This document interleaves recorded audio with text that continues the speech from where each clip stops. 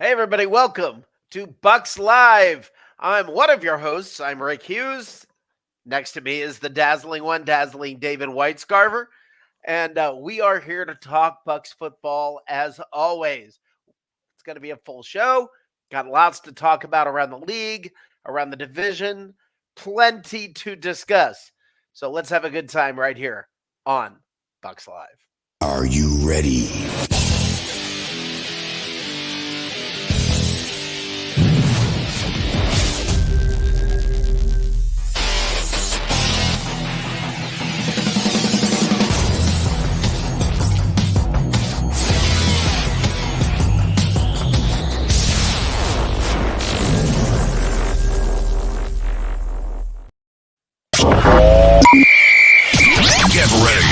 Get ready. It's time for Bucs Live. Bucs Live. Bucs Live. Tampa Bay Buccaneers talk with Rick Hughes and David Whitescarver. This is Bucs Live. Let's go. Let's go. All right, let's go. Let's have a good night here talking Bucs football. We both have a lot to cover. We got Dave with Don't Be a Baby. We've got two babies, really three. A plethora of babies. It's babydom everywhere. We may have some special guests popping by. We may have from Bucs Report and covering the Bucs for Creative Loafing, Carter Brantley. He may be by. We may have Ben Cornett coming by. We may have a phone call coming in that I'm hoping for. We will see. But we've got a lot going on. Big win. It's been a long time, Dave. We got a win. It was a win. I don't know if I put the adjective you did in front of it, but it's a win. It was big. It was big. Let me tell you something. A loss would have been even more big. But yeah. Even more to talk about. Yeah, well. Plenty. Yeah, now you're starting to sound like all the Bucs fans online who are just excited when the team loses. I'm baffled by all that, but that I'm also getting tired of that. Listen, there's so much about last week's game to unpack. All the rookies playing, all the injuries, everything that happened, and the team looked as good as it possibly could have, and maybe even better than they have been, looking with Devin White and company in there. Dave, I'm wondering if this team's not better without Devin White. Cross your fingers and toes this week. We're going to get Levante David back and Servasi Dennis, but the rookies, looks like we had a really good draft, a really good offseason. I mean, that's what you're hoping for this season and next season, is that you're going to find some draft picks and maybe some free agents on the cheap, Baker Mayfield, that's going to be of help once you are past salary cap hell and can get back to normal as far as the team finances and salary cap issues go. Yeah. I'm fairly certain that that change is coming. I'm resigned to the fact that I think Todd Bowles is probably gone at the end of this year, just from a marketing standpoint. I think they may do that. I'm not sure. I mean, I will tell you, I would be happy if he sticks around, if they keep him around for another year. But I understand. Listen, my biggest thing with Todd Bowles is this. I think Todd Bowles' personality does him no favors. Everybody says he's a good guy. Okay, great. He's a good guy. That's nice. I had a very brief interaction with him. Seems like a very good guy. But he doesn't do himself any favors when he says in every post-game press conference, win, lose, doesn't matter. Well, you got to make plays. And this time we made plays. Sometimes we don't make plays. And don't want to get too high. Don't want to get too low. I have that ringing in my ears. Well, the thing is, it is a flashback to Lovie Smith. I mean, it's you've got to. He's not showing passion, and fans want to see some kind of passion. Now, Tony Dungy wasn't the type to show passion either. Tony Dungy was the type who laid low, and stayed steady emotionally. The thing is, he's not doing himself a favor when there are times when all he needs to do is say a little something. Say something. But he's almost Belichick like, and we're going to get into that because of the rumors. That's not the thing you want to be known for right now. Well, and that okay. Well, let's go ahead and get into that because swirling rumors are out there about Belichick possibly coming to Tampa next year. The Bucs possibly trading. We know that the Glazers have a history of being big game hunters when it comes to head coaches. We know that's their thing. Dear God in heaven, please no Bill Belichick. That I beg of you, please no Bill Belichick. But I mean, what are your thoughts? I mean, what do you think? They scored 0 points. How many? Tom Brady scored the same number of points this past NFL weekend. Think about that. Yeah. In Foxborough. Seriously? Dave, you did. You scored the same number of points. Tom Brady and Bill Belichick's team this past weekend. How about that? Yes, you are equal to them. That's my problem is some people are like, has the game passed Belichick? I don't care. I don't care if it's past him, if it's just the current roster. I don't know what the deal is. All that I know is this. Bill Belichick has a losing record without Tom Brady. And if we were to have Bill Belichick as our head coach, that means we're losing Jason Light. And I do not want to lose Jason Light. I want to keep him around. Seriously, if you're going to tell me it's time to move on from Jason Light, and especially let's look at this year's draft, it's going to be really hard for you to talk. I mean, not only do you have Cansey, not only do you have Yaya Diaby, you also have Christian Izzy. I mean, he's a good GM. Who's going to be better? And I can tell you it's not going to be Bill Belichick. He's not a better GM than Jason Light. How that $170 million in free agents work out? I mean, if you get Bill Belichick, you're losing Jason Light, and that's just a disaster. And why would you go from one defensive-minded head coach to another? With a one. Let me go further. One defensive-minded head coach without a whole heap and lot of personality to another. I mean, it doesn't.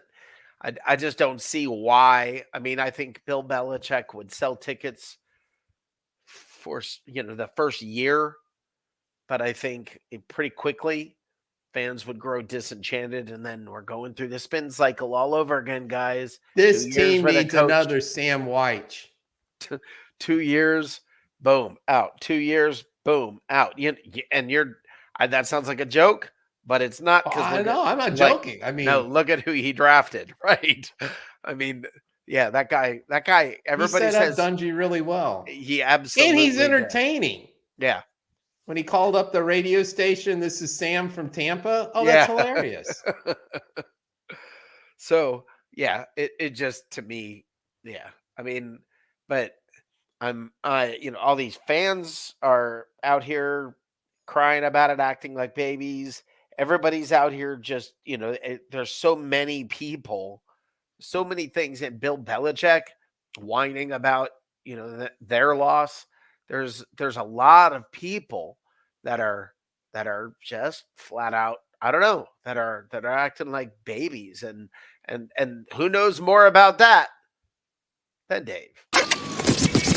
To the hip hop, the hip it to the hip hop, and you don't stop the rock it to the bang bang boogie. Say up jump the boogie to the rhythm of the low-hanging fruit never ends when we are talking about babydom. Let me get you to the Associated Press and an article by Dan Gelston.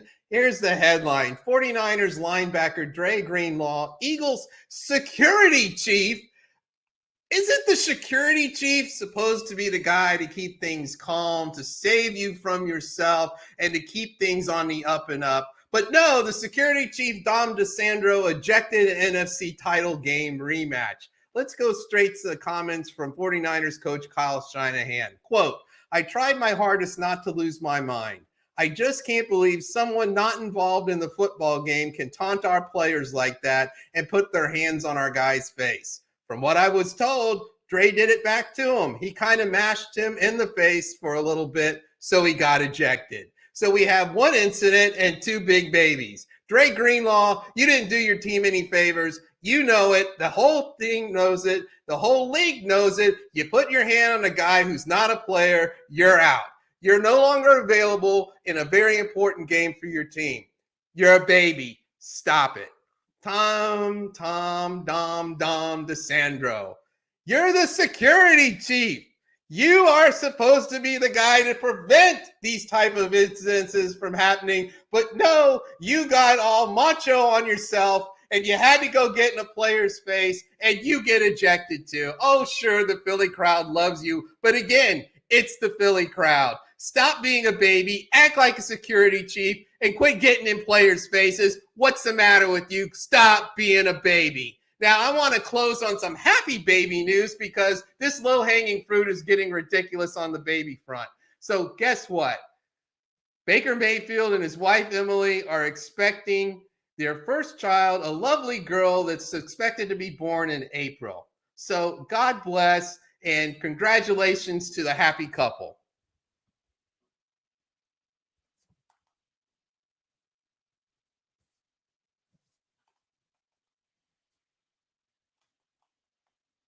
You're on mute. Sorry about that. To little Baker, to little Miss Baker, by all means, be a baby. You have permission to be a baby. Absolutely the case. And hey, we've got a guest that I told you I was hoping would make it by today. Let's go ahead and bring in Ben Cornett. How you doing, Ben? Hey, Rick. Hey, David. How's it going, guys? Fantastic. Welcome. Thank you. Thanks for having me. Ben, talk to me about this last week. What are your thoughts about the game? Well, not pretty. Let's just be honest. I mean, the Carolina Panthers are the worst team in the NFL. Now, they're rebuilding. They just fired their head coach. I said on previous shows, like, okay, the Bucs, even without Levante, even without Devin White, this team should make a statement, right? And get back on track, show them that we're the most talented team in this division. And what did we get? Hardly anything. I wasn't impressed, to be honest. We won. That's great. That's all that matters. But at the end of the day, I mean, geez, if this performance goes into Atlanta, then I don't know if we're going to beat the Falcons in this game because Baker had an interception. The offense looked lethargic. Once again, great. Mike Evans got his 1,000 yards. That's what made it good. The only thing that really made it good. But other than that, I mean, I don't feel confident that we can go to Atlanta and win this game the way we're playing right now. I think what you said is right, that we looked lethargic, but I give them a little bit of a pass when you've got your linebacking, you've got guys that aren't even linebackers playing linebacker. They could have won by more, but instead Rashad White smartly, dropped to his knees inbounds. So it could have been more points, but you're right about it being lethargic and the offense dragging.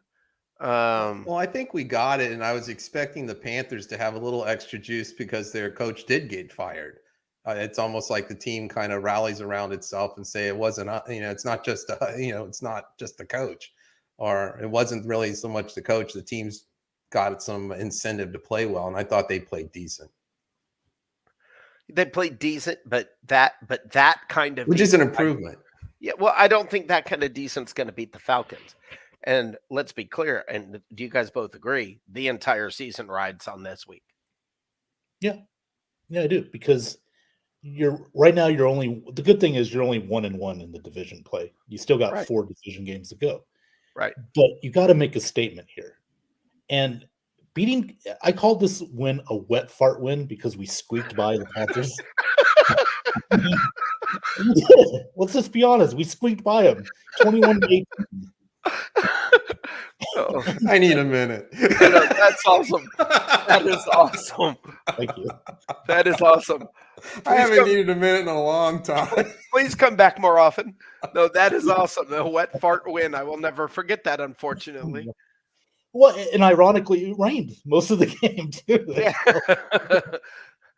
But no, I mean, you have to make a statement, guys. This team, I still feel is the most talented team in the division, and we're just underperforming. And a lot of it's coaching.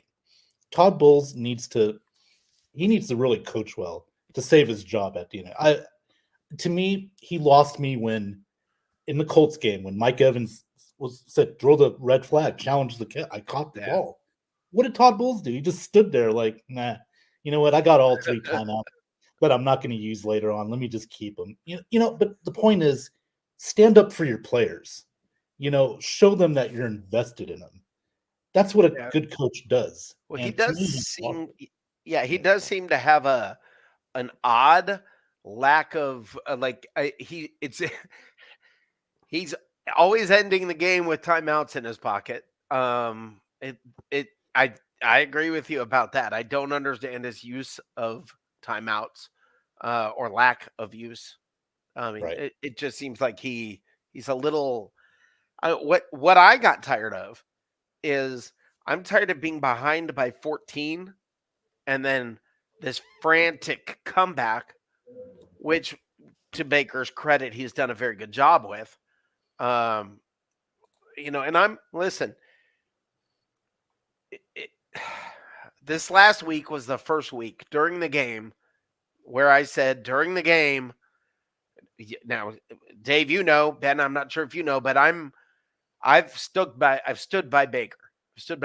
Okay, and just said, listen, he's a one guy putting it all out there. I mean, certainly Devin White wasn't. So I mean, he's at least putting everything out there. This was the first game. Partway through the second quarter, I said, screw it, man. Just put in Trask. Because same thing. Yeah. I said, you didn't see my post? I said the exact same thing. I said, you know what? F it. Put him in there. We got to see something. You know, Baker, did you see him go off? You know, every time he gets off the field, he looks just disinterested. Like, I mean, I need a quarterback. I thought this guy said play, you know, angrier. Instead, I get a boohoo face sitting on the side, and maybe he has something going on else. You know, now that he's going to be a father again. So I don't know, but it just seemed like he's just not been playing well the last few games. I don't get it. Yeah, I mean, I don't think he played bad this last game. Listen, Mike Evans got his 1,000 yards in the final game with Brady, I think, every year. And look what he's done now. I mean, this may be Mike Evans' best most yardage. He's on track to be very close to the most yardage that he's ever had. I think 1,500 he had 1 year, and he's right now on pace for 1,400 and something. And he's a lock to be the first Buccaneers offensive player to make it into Canton. Yeah, I mean, for sure. But I mean, Baker and him, for some reason, they just connect. Now, Chris Godwin is nowhere. Is that because of injury? I don't know what's going on there. Is it that Baker can't see him? He's running routes over the middle and Baker can't see him. I have a sneaky suspicion that's what's going on. You know, a lot of the batted down passes are passes that are going to Godwin. But so Drew Brees was what, the same height as Baker Mayfield? He was still able to get the footballs, you know, to his receivers. He had a better, I think he had a but better line. Godwin had one play, and that was on a run play. I mean, a handoff. That was it. Right. That's all he had. Now, Todd Bowles, I heard say that they were subbing him in and out because of the injury, perhaps, maybe like he wasn't 100%, and he wasn't because he's got the neck issue. But you know, if he's got a neck issue, why are we even playing him to begin with? You know, that's pretty risky. Right. Well, it depends on how severe it is. Right. I mean, but some kind of injury. I mean, neck injury. Maybe he's slightly pulled a muscle, or maybe there's something like that. I mean, if it's spinal, yeah, get him out of there. But if it's a neck injury, like like muscular or something, yeah, I don't know. Yeah, I mean, Godwin only had 3 targets all game.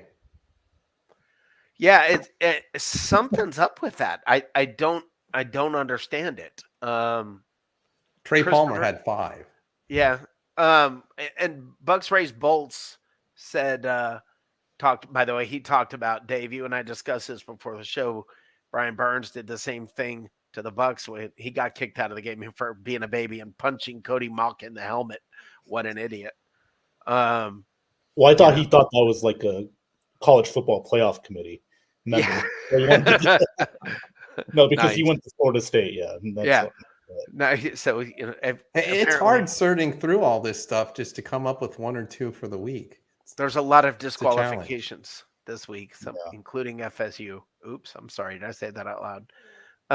The rain was a big factor early in the game. Yeah, I agree, Trevor. I do agree. And let's see here. KJH for life. I don't know how else to pronounce your name. I thought BL was calling the plays on Sunday. Byron Leftwich. That's pretty funny. They did. They tucked their head in like a turtle. As soon as this is my problem with the Bucs, and this is an issue that I have with Todd Bowles. It seems like if you go up by 7, they go into protect mode, like a hockey team or soccer when you're up 1-0. Right. It's the same mentality, and I don't. I'm sorry, 1-0. Bad on me. I don't understand the entire thought process. Baker doesn't see wide open wide receivers, or he's late with his throws. Yes, I mean Baker. He's also been on time. Like with Mike Evans, he's not late. He's there've been a lot of drops. One thing I've noticed in my years as a Bucs fan is a lot of times when the receivers are dropping passes, it's because they're not confident in the ball that's coming to them. They tend to be, I mean, if they're confident in the reception, they're grabbing it, everything's fine. But it seems like they're not as sure the ball's going to be where it's supposed to be or whatever. I mean, Chris Godwin having drops, that's brand new. I mean, that's how come all of a sudden Chris Godwin's dropping the ball? And listen, I still think Baker needs to start this week. I am not saying Trask should start this week. I don't believe Trask should start this week.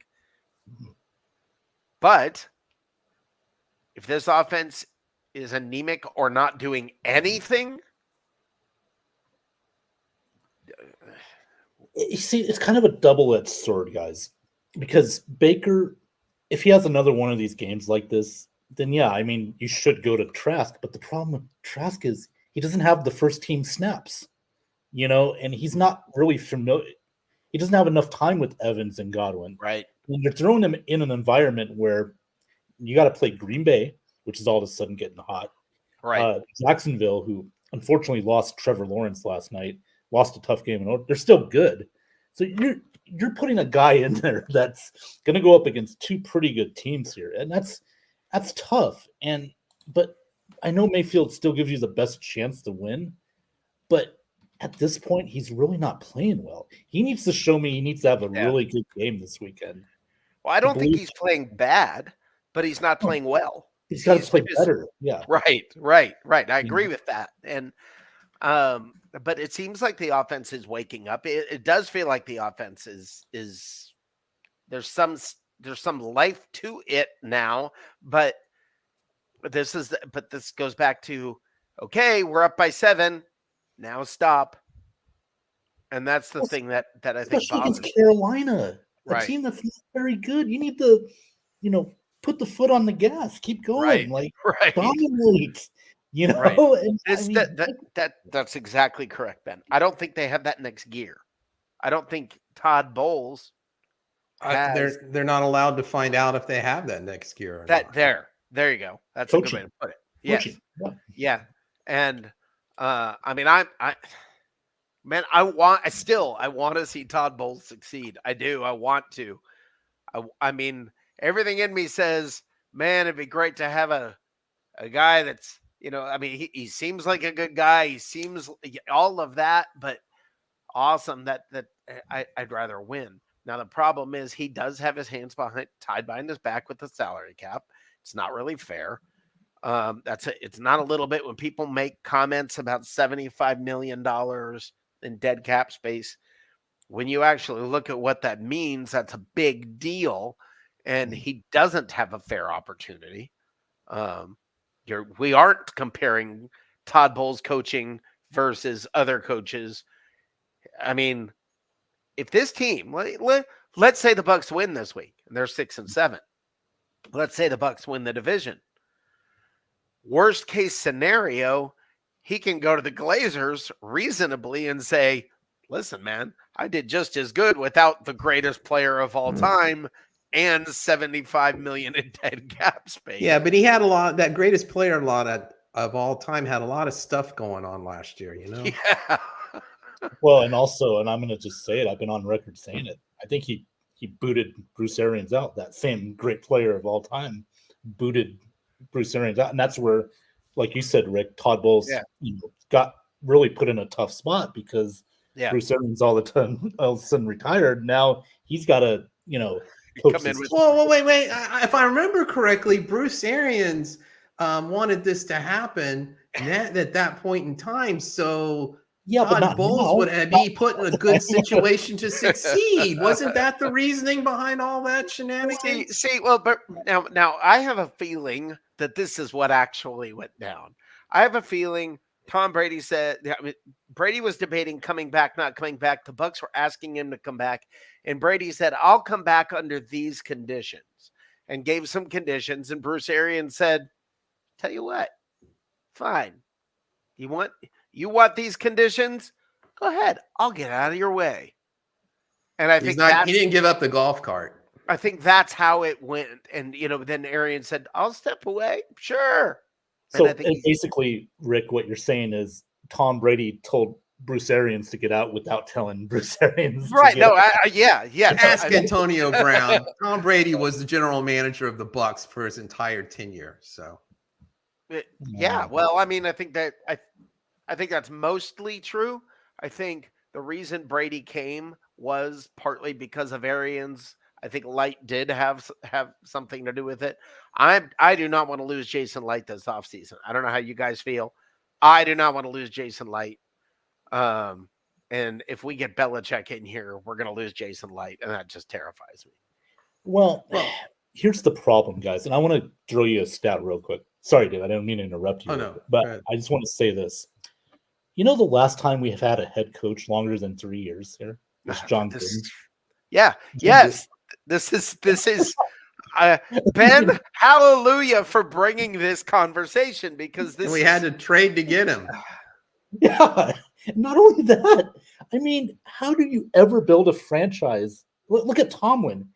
He's been there forever. The Steelers have had 3 coaches in their entire franchise. Right. And so what do you do? Last decade. So what do you do if you move on from Bowles? What do you do? Because whoever you bring in is probably going to bring in a rookie quarterback. First, the chances of that succeeding are very, very low. Right. Second, even if you do bring him in and you do get your rookie quarterback, are you going to be patient enough to let that develop? See, here's the thing with the Glazers, guys, and I've always been on these guys.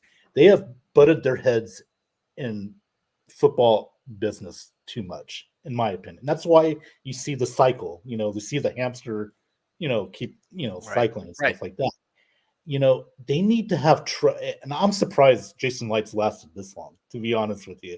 I mean, it's kind of refreshing to have a GM that's been here since almost a decade, Yes. So, yeah. But they need to stay away from the business, the NFL, the team decisions is what they need. Right.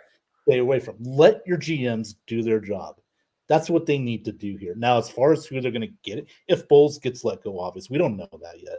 He may be back next year, but I don't know. I mean, it just depends what they want. What do they want? Do they want a Belichick to come here? Because I could tell you right now that's I don't know if that's going to work. He's too far. He's like Greg Popovich. You know, I like discovered something about myself just now. What's that? I've got Culverhouseophobia because all those decades that we had, Hugh Culverhouse is the owner of the Tampa Bay Buccaneers. It's like impossible for me to criticize ownership because anything besides Hugh Culverhouse is an improvement in being an owner, and I just can't criticize him. No, and I have a hard time with that as well. With, I mean, look, they've stepped in, they've made decisions. We got 2 Super Bowls out of it. It's hard for me to be too critical of this ownership because that ownership is who brought in John Gruden, which brought us the first Super Bowl. No. The father, Malcolm Glazer, brought in John Gruden.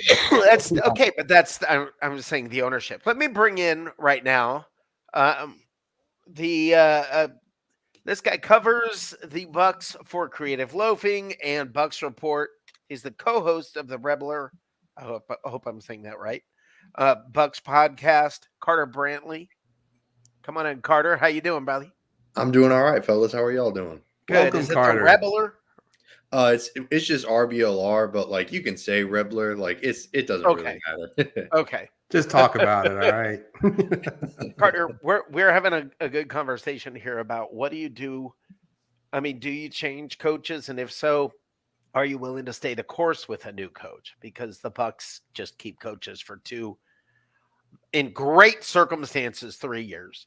And then they get rid of them and move on. What do you do right now? Because I don't want to coach for 2 years.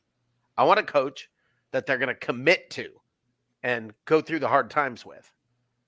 Yeah, I mean, it's definitely a hard decision to make to fire someone, especially someone that's kind of, I don't want to say is well connected, but that's kind of connected to the Bruce Arians era, which was the Super Bowl area, which was the Tom Brady era.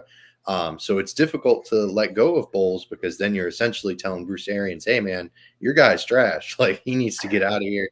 We're moving on. So it's a difficult thing for sure. But I know that, last season was a huge disappointment, in my opinion, at least with their talent level of the roster. And this season hasn't really gone super well. And arguably one of the worst divisions I've seen in the 21st century in the NFL. So it's hard. It's a difficult decision to make. But like you said, the Bucs keep recycling coaches. It seems like their kind of patience level is pretty low. I know I heard some Belichick mentions. I don't know how I'd feel about bringing in Belichick for the Bucs at this point. That man hasn't had a good draft class in like God knows how long. I mean, or a free agent signing class either. Yeah, like other than that, he's great. Right, exactly. I mean, it's tough to bring in a guy like that who has the high pedigree, but it just seems like it's kind of it's beyond time for him to maybe step aside from the NFL. I don't know. It's a hard decision. If I had to make it, I'd probably let Bowles go. But at the same time, I don't know. It's a hard one to make. Maybe you sit on him for another year and, kind of continue the head coaching search another year and also maybe continue this transition period away from the Tom Brady era. Well, people put too much emphasis on, should we get rid of this guy or keep this guy? You need to step back and take a look over several year period. What's going to become available? What contracts are expiring through the grapevine? Who might be available? And then make your decision based on not just getting rid or keeping this guy, but who's going to be available and when. Well, this is a thing that is my this is what bothers me. And if you watch the show at all, you know how much some of these fans who just constantly go on and complain, and that's all they do is complain, For sure. getting under my skin, and how it bothers me to no end. And I hear the thing I'm seeing now, I keep seeing fans online saying it's better if we don't have a first place schedule next year. But how many of those fans have looked to see what divisions are we playing next year?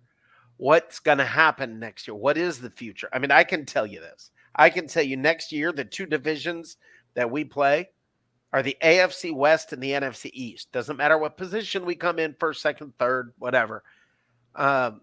Those are the two divisions we are going to play, the AFC West and the NFC East. The two additional games, basically, that you have. We are going to play somebody from the NFC North. That's Detroit, Green Bay, or Minnesota. It doesn't make that big of a difference whether you come in first, second, or third. Okay, the other team that we're going to play comes from the AFC North. Baltimore, Cincy, Cleveland, Pittsburgh. Again, it doesn't matter that much. For sure. So what position we come in, hell yeah, I want to win the division. It'd be 3 in a row. That's never happened. Let's go. 3P. I was about to say it hasn't happened in Bucs history. Yeah, 7-10, baby. 7-10. Home For game. sure. Playoff. Dallas There's Cowboys. no asterisk by winning your division. You won it. It's Yeah, the it only is a little argument- bit of a cringy flag banner when they hang it up. It is a little. There is a little bit of a. Okay. Yeah. Can we just move on? Yeah, well, we did it. Okay, next. Yeah, there you go. Participation trophy. There you go. Yeah, I mean, but you know what's funny is where they're saying any given Sunday. What if you win a playoff game? Yeah, that'd be hype. Oh, You the know? good Bulls, a 5-year Baker's extension. done it before with the Browns. Well, listen. If they win a playoff game, they should give Bulls an extension. I mean, if they win a playoff game, do it. Because seriously, there are going to be 7, 8 teams looking for coaches. Who are the Buccaneers going to get? That's going to make all the difference in the world. I mean, I don't think the Bucs are going to get Ben Johnson. I don't think the top options. Listen, Ben the top Johnson? options. No, listen. I don't think the top options are going to come to Tampa because he's still at $50 million in dead cap space next year. All right, great. You're going to get a rookie quarterback. Okay, you get to maybe get your guy, but we're going to be drafting 10th, 11th, 12th, whatever, 13th. You're not getting one of the top tier guys. We're not going to be one of the great destinations next year for a coach. Well, yeah, I mean, you're still going to have some cap issues, no doubt about it. But, I mean, even if you lose one of the guys, Evans if you lose Evans, I hope not, but you still got Godwin. You can still build on that. You hope Trey Palmer can develop into a nice number 2. Maybe if you get lucky there, but I mean, Sign me up. I want to coach the Bucs. Okay. I don't know. There's just so much, to be honest, guys. There's so much uncertainty because we're going to win a division that's not very good, but at the same time, if we don't win this division, then let's say we were 7-10 or something without winning the division, then it's most likely Bulls will probably be gone. I mean, the odds are probably in the favor of that. So yeah, I understand what you're saying, Rick. It may not be a top level destination type job, but I would really try to get a Ben Johnson here. I really would. No matter but you're not going to get him when he can go to the Chargers or Chicago. Think about it. Go to Chicago, then you get. You're staying in the same area, right? You're moving just a few miles away. You're getting the top quarterback in the draft, whoever you want. You're in a much better position. I mean, the Bucs are just not. I don't think the Bucs are a great landing spot next year for a head coach. Now, okay, Ben Johnson's going to have to deal with maybe Jim Harbaugh as competition for that job in Chicago. If they're going to stay in that area. But I mean, Carter, what do you think's going down with the head coach? If he's gone, who are you going to get? Yeah, it's a great question. I must admit, Johnson's a huge name right now, and he'll get hired, no doubt about it, in this next coaching cycle. Maybe they'll give Frank Reich a third chance. I'm just kidding. He's offensive minded. Right. I pray to God they don't give. Yeah, they don't go through that same recycling, bring in Matt Eberflus or Ron Rivera. Some just, God. Hey, who recommended I Greg Schiano, come to think of it? Right, exactly. Like I Um, can't stand this constant like recycling of the same names that just keep having just really crappy, success rates. It's kind of brutal to watch guys that are actually qualified, great coordinators just kind of sit there and rot while these constant head coaches are just being cycled through over and over again. But yeah, to answer your question, I have no idea. Nothing's still out there. I'm just saying. Right. Yeah, that's true. Yeah, it could bring back Lovey. Yeah, I don't know. It's going to be hard. It kind of makes me give pause to get letting go of Bowles for sure, because like y'all have been saying, the Bucs are definitely at the second tier at best in regards to the vacancy options. But at least they're not Carolina, because Carolina, good Lord, I mean, that's a brutal landing spot for any head coach. That's where I live. Oh, I live in Charlotte. No, it's funny. It's where I live. Oh no, it's a great place for me to live. It's awesome. As a Bucs fan, there's nobody's saying a word to me. Yeah, there's not one. First of all, you don't see Panther fans. I mean, they're all in hibernation. But yeah, no, they're not saying a word. But okay, so if we can't get the Bucs are big game hunters when it comes to coaches. They do try to get a big splash. They've always been that way. What big splash is out there? Harbaugh would be a big splash. Ooh, Right. No, I'm not saying I'm for it. No, for sure. Belichick would be a big splash. I'm definitely not for it. But who else is out there? There aren't what big splash is out there. Now, I do say maybe the Rams fire their head coach in the offseason and the Bucs go that route, try to get him. You don't know what's going to happen when it comes to that. Yeah, if they fire Sean McVay, that's instant. Get on the phone. Yeah. Now, could it possibly let me ask you guys, because another big splash, I think somebody that I think would be intriguing, that I think if you can get him cheap. Let me say this again. If you can get him cheap. Justin Fields. Now, having said that, a rookie quarterback comes cheaper, no matter how you slice it, because Fields is coming to the end of his contract. So I'm saying that as a reach out there, whatever. The Glazers are always thinking both marketing and football. They do try to, I think both, but you also end up at times with Raheem Morris. You also end up with Greg Schiano. You also end up with some guys that you don't want to end up with. And I can't help but think that's what we're running into. We're running into the spin cycle again. Yeah. I mean, yeah, I think you're right, Rick. I mean, but it's like I said, it's the Glazers, like they just, okay. They don't have the patience.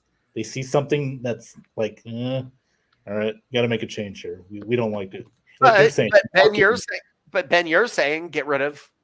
You're saying get rid of Bowles. So it's not a matter of them lacking patience. Well, I mean, let's be honest though. Here's one of the reasons why I would get rid of Bowles, because he's shown with the Jets now. That's a bad organization as well. but he's not shown that he can win a division or have a winning. He has one winning record in his 6 years of coaching. One. That was this first year with the Jets. And then I have yet to see Todd Bowles do something that makes you go, "Oh, wow, that won us the game." Exactly. He's a nice guy. Great defensive coordinator. Yeah. He's just not he's a better version of Lucky. Actually, Ben, I have seen him do something where you looked at it and said, "Wow, that won us the game, and that was the Super Bowl," but not as a head coach. Right, as a DC. Yeah. I mean, I'll be honest with you. His personality, guys, if you put Todd Bowles next to a wax figure of Todd Bowles, can you tell the difference of who's real and who's not? I mean, he just sits there. I mean, would you run through a wall for this guy? I wouldn't. Well, hold on. We wouldn't, but we don't hear. You hear players swear by this guy.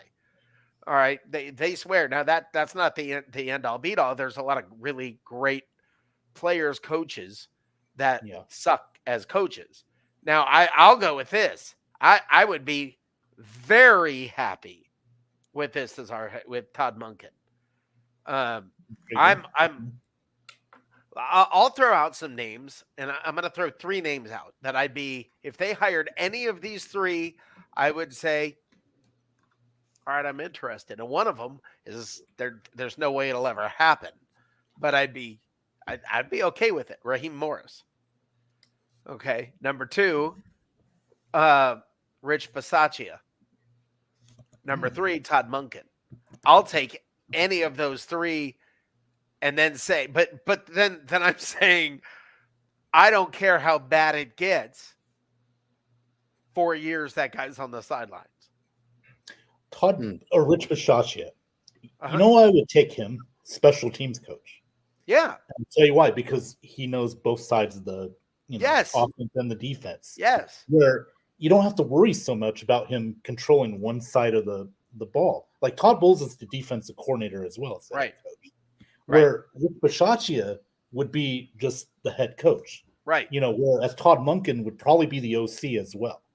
Right. As far as the head coach. I want a Which coach is that can fine just these days. worry about being a head coach. Let his coordinators coordinate. Let them do their jobs. That's what I would want. Yeah, I agree with that. I mean, the Carter, what do you think? Any of those names? Yeah, I'm really intrigued by the prospect of the special teams guy, like you all have been mentioning, deferring, let people know, let people use their expertise. I think that's a really underrated aspect of, leadership in general, of course, but of course, specifically, being a coach in the NFL. I know this is kind of, I know I just poo-pooed on it, but Dan Quinn, I know he has the previous head coaching experience in Atlanta, but he's just been doing such a bang-up job with that Cowboys defense. With that. I'd be okay with that. I know it's kind of a similar, but my trepidation. Defensive guy, yeah. Right, exactly. Because obviously the NFL's skewing offensive, so it'd be tough to bring in a guy like that. But maybe if they want to hold on to Bulls for another year and give another guy kind of another year just to get his feet wet as a full-time offensive coordinator would be Eric Bieniemy. I know he's kind of a hot name to drop whenever a head coaching job appears, but I don't know. I think he's done some really interesting things with Sam Howell this season. I'll be curious to see how he does with his second year in Washington.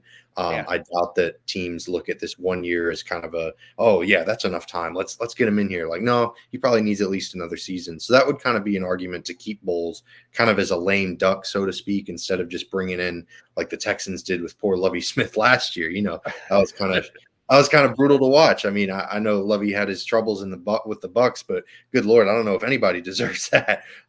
So yeah, I don't know. I'd be curious to see what all transpires. Maybe they wait a year and maybe some more coaching prospects, so to speak, come to fruition, and maybe that's a good waiting period. I mean, Dave, you have any thoughts? By the way, let me say this real quick. Let me say the thing with Rich Bisaccia that I like, or with a special teams guy, is a special teams coordinator is very close to a head coach. Because you don't practice special teams all day long. Right. So he's there helping with the offense, helping with the defense. He's involved in the whole thing. He's special teams coaches. People don't realize they are very, very connected within the team. Rich Bisaccia has been very connected for a very long time. And he used to be even the Bucs special teams coordinator way back in the day. And if you guys remember the big dog, he was a big proponent back in the day saying Bisaccia should get a crack at it. And I think I'd like to see him. I'd be happy, the Raiders like had their chance, dude. With any of the those Raiders guys. Had it in 2021. Like he took them to the playoffs with Yes, all they the did. trouble they had. And he did well. And guess They had to have Josh McDaniels. Yeah, and his reward, he didn't even get an interview. Like it's like, okay, bye. We got that guy. Thank you for your service. Checks in the mail. Because it's not sexy. Because it's not sexy. and that's But where is the that going to problem be comes. enough for the Glazers? Well, the We're kinda Glazers, just- like I said, they're big game hunters. They do like sexy when it comes to head coaches. So, or which has gotten them in trouble, by the way, at times where you end up going for the big game, and you end up all of a sudden everybody's hired their guys, and you end up with Greg Schiano because he came highly recommended, by the way.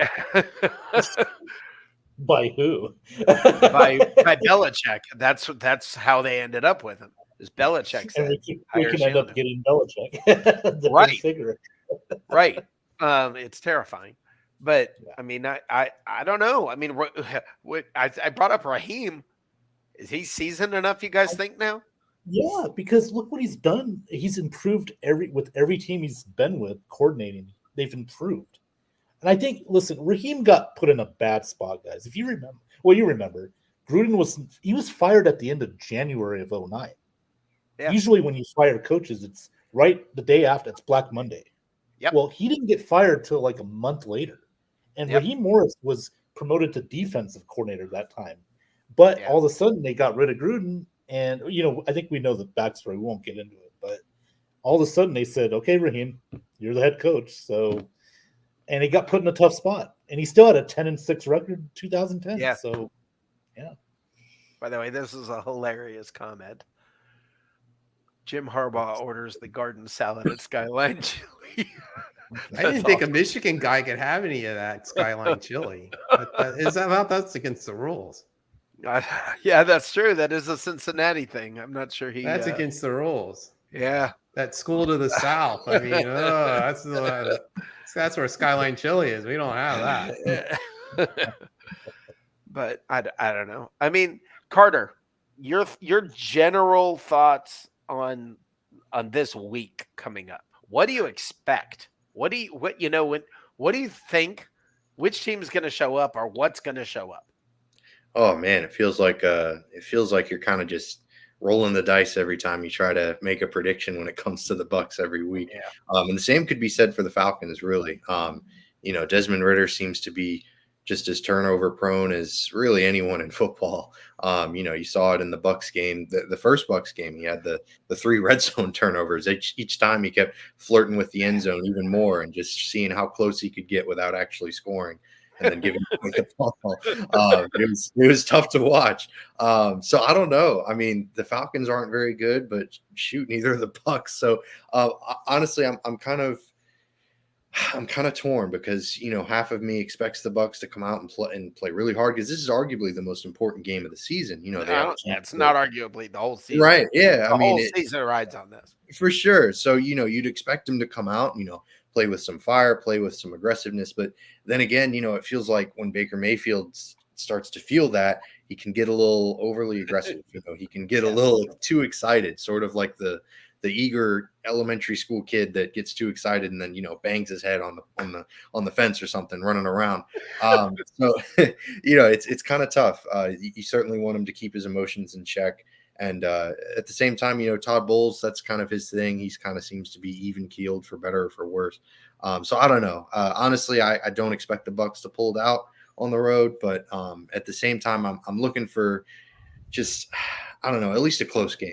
I'd love to see some fun football, because man, that Sunday game was miserable to watch. It was not good football. It was not a lot of fun. It was rainy. I was at the World of Beer near International Mall watching it, and I could see the stadium, and it was just drenched. And I was like, wow, that must not be a lot of fun to play with. And then I watched the TV screen, and I'd be like, wow, that's awful. Why is Bryce? Yeah, it was tough to watch. So I'm hoping for at least a bit of a rebound in regards of quality of play from both teams. Yeah, that makes sense. Carter, why don't you take a moment here, tell everybody where to find you? Absolutely. Yeah. You can find me on Twitter at CT Brantley 12. I'm always tweeting about not just the Bucs, baseball as well too. And, whatever asinine thoughts come to my mind, you can find them there. Find me at RBLR Sports. You can find them on Twitter, and we're recording tomorrow our weekly Bucs show. And you can also find me at Bucs Report, Carter's Corner. Definitely check me out there. As well as Creative Loafing. That's where I do kind of my weekly just game recaps and stuff like that. But if you're looking for some more color and some more kind of interesting things that I have to say, then definitely check out the Bucs Report stuff, because I can be a little bit less, tucked in. I can be a little more generous with my word choice, at least. Carter, are you a Pelicans fan? I am, unfortunately. I have been forsaken with being a Pelicans fan. It has not been a huge joy, but I'm waiting for Zion to get hurt. That's unfortunately just If Zion stays healthy, they can. It's awesome. There is no limit to what so they fun can to do watch. with him. It's like a ticking time bomb at this point. CJ McCollum. I mean, loaded. They are just keep it healthy, and they're going to be awesome for sure. Are you guys really still talking NBA? Hey, it's a fun sport. Ben and I are. Listen, I'm trying to stay awake over here, and and now you're going to the NBA. Hey, I know the we're Charlotte multifaceted sports people here. All right, Bucs Live. About a lot of stuff. Welcome to I'm a Bucs Lakers Live. fan, so There you go. Ben's a Laker fan. We'll probably Lakers, man. I'm not going to question his judgment, but we'll probably play him Thursday in the in-season tournament out here in Vegas. oh, that's right. That's true. But I appreciate y'all having me on. I got to hop off. Got to take care of a cat that just had surgery. So, man. All right. Go take care of your cat. Thank y'all so Great much. having you. Anytime, Carter. right, take care, Carter. All right, Ben, you want to tell everybody where to find you? Yeah. You can find me on X right there, BennyBoy702. Find me, Thursday nights, NFL edition. You guys know that show. Me, Johnny. Well, he says he's retired, but he keeps coming back. He's like that zit that keeps coming back. Alex Loosemore and a bunch of other guests that we have on there. So you can find me there as well. Awesome. Thanks a lot, Ben. You have a podcast too or something, don't you?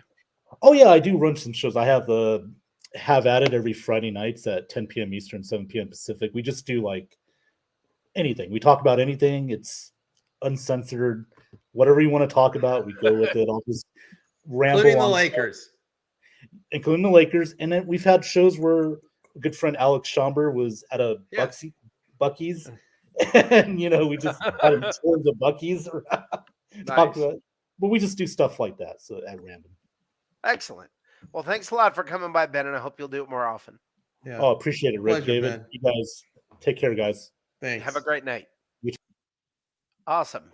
That was good to have those guys on here. Dave, quick talk about the NFC South. We know the Panthers are mathematically eliminated. The only team out of the 32 NFL teams to be eliminated are the Panthers. We took them out on Sunday. And it's that bad of a division, and they're still mathematically eliminated. So they're out. The Saints, for all practical purposes, are out. I mean, they're interesting in the sense that it just seems like Derek Carr gets hurt. Jameis Winston comes in, leads them almost all the way back, but not quite. Imagine that happening. Yes. They end up and losing. He's done so well since the shackles of the Tampa Bay Buccaneers were lifted from him. The only thing that I think about the Falcons and the only reason maybe they're going to stumble into winning the division is because they run the ball, period. That's their thing. They run the ball. I mean, they've got Kyle Pitts. Okay. They've got some other guys, but it just doesn't feel like this is like the Falcons are, I don't know. They just may win it by default, but I have a prediction. What concerns me? I have a prediction for Sunday. Okay, let me say this real quick. What concerns me about this week is I feel like the Bucs,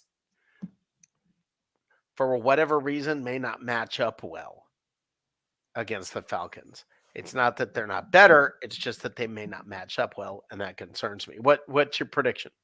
My prediction is the final score will be the first tie of the year in the National Football League, 13-13. Oh my gosh, that would be hilarious. That would be hilarious.